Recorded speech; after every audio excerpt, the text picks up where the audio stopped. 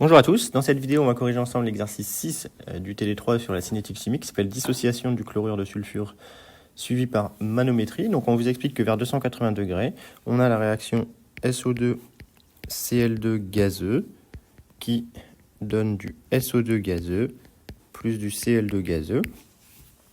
Donc le but de cet exercice va être de montrer que la réaction est d'ordre 1, le tout à l'aide d'une mesure de la pression totale. D'accord ? Donc la difficulté de cet exercice, c'est qu'on mesure la pression totale et qu'il va falloir relier la pression partielle en SO2-Cl2 à la pression totale. Donc pour faire ça, on va nous aider. Et dans un premier temps, on nous demande d'exprimer P infini, pression totale à l'instant T, et pression partielle en chlorure de sulfuryle à l'instant T. Donc pour faire ça, on va faire un tableau d'avancement qui va beaucoup nous aider. Donc on a du SO2-Cl2 qui se dissocie en SO2 plus Cl2, le tout est gazeux. Donc à l'état initial, on ne sait pas trop ce qu'on met, mais on va appeler N0 la quantité de matière de SO2-Cl2, et on part de 0 en SO2 et en Cl2. Je vais me faire ma petite colonne totale gaz dont j'aurai besoin pour la pression totale. J'ai donc N0 mol de gaz. À l'instant T, eh bien on a N0 moins une unité d'avancement. On a une unité d'avancement et une unité d'avancement pour les produits, ce qui nous fait en total N0 plus une unité d'avancement. Et enfin, à la fin, étant donné que la réaction est totale dans ce chapitre, on a 0 de SO2-Cl2, ou tout du moins epsilon qui tend vers 0. On peut considérer 0 ici pour cet exercice, c'est pas très important. Et donc il va rester N0 et N0 pour les deux produits que sont SO2 et Cl2, ce qui nous fait une quantité de matière totale de gaz de 2N0. Donc on a finalement, dans l'état initial, la pression qui vaut N0 RT sur V, qui est égale à P0. Et dans l'état final, la pression qui s'appelle la pression infinie, qui est égale à 2N0 RT sur V, c'est-à-dire 2P0. On considère que V est constant, et on considère, même si l'énoncé ne le précise pas explicitement, que T est constant aussi. Donc premier résultat, la pression dans l'état final, c'est 2 fois la pression dans l'état initial. Ensuite, on nous demande d'exprimer la pression totale à la date T, donc à l'instant T, c'est la deuxième ligne de notre tableau d'avancement. On a la pression totale qui est égale à N0 plus xi RT sur V, où N0 plus xi est la quantité de matière totale de gaz. On peut distribuer, on tombe sur N0 RT sur V plus xi RT sur V, mais N0 RT sur V, comme on le voit juste ici, c'est P0. Donc la pression totale à l'instant T, c'est rien d'autre que P0 plus xi RT sur V. Je vais laisser le xi RT sur V comme ça, c'est volontaire. On va voir qu'il va apparaître dans la pression partielle en SO2-Cl2. Et la pression partielle justement en SO2-Cl2, par définition, c'est la quantité de matière de SO2-Cl2, c'est-à-dire N0 moins xi fois RT sur V dans le modèle du gaz parfait. C'est donc égal à N0 RT sur V moins xi RT sur V. N0 RT sur V, on a vu que c'était P0. Ça fait donc P0 moins xi RT sur V. Or, d'après ce qu'on vient d'encadrer ici, eh bien on a que xi RT sur V, c'est égal à la pression totale moins P0.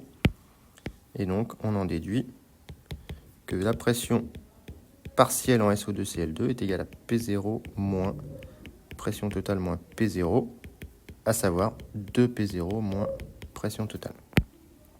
Donc voilà le résultat qui a été nous demandé d'établir,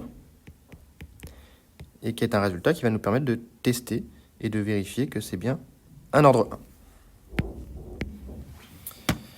Très bien. Donc justement, dans la question 2, on vous dit que les résultats du tableau correspondent à une cinétique d'ordre 1. Calculez la constante de vitesse. Donc cinétique d'ordre 1, je vous rappelle, on va aller un petit peu plus vite. Ça fait déjà plusieurs fois qu'on le fait.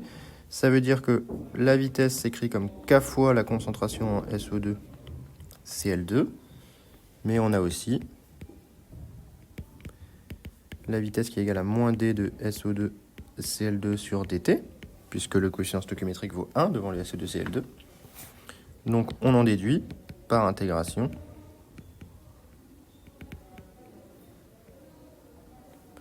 que la concentration en SO2Cl2 est égale à la concentration en SO2Cl2 à l'instant 0, E puissance moins kT. Et donc pour tester l'ordre 1, il faut tracer, comme on l'a vu dans la méthode intégrale, ln de la concentration en SO2Cl2 en fonction de T. Alors le problème ici, c'est qu'on n'a pas la concentration en SO2Cl2, mais on a la pression totale à l'instant T, à différents instants. Donc il va falloir s'affranchir de ça et trouver le lien entre la concentration et la pression. C'est assez facile dans le modèle du gaz parfait.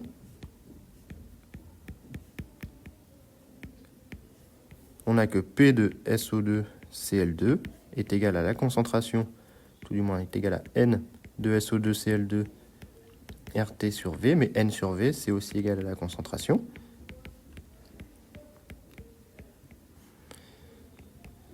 Donc on en déduit que la concentration en SO2Cl2, c'est égal à la pression partielle en SO2Cl2 divisé par RT. Or, on a montré que cette pression partielle en SO2Cl2, elle s'exprime de manière très simple en fonction de la pression totale. C'est 2P0 moins pression totale.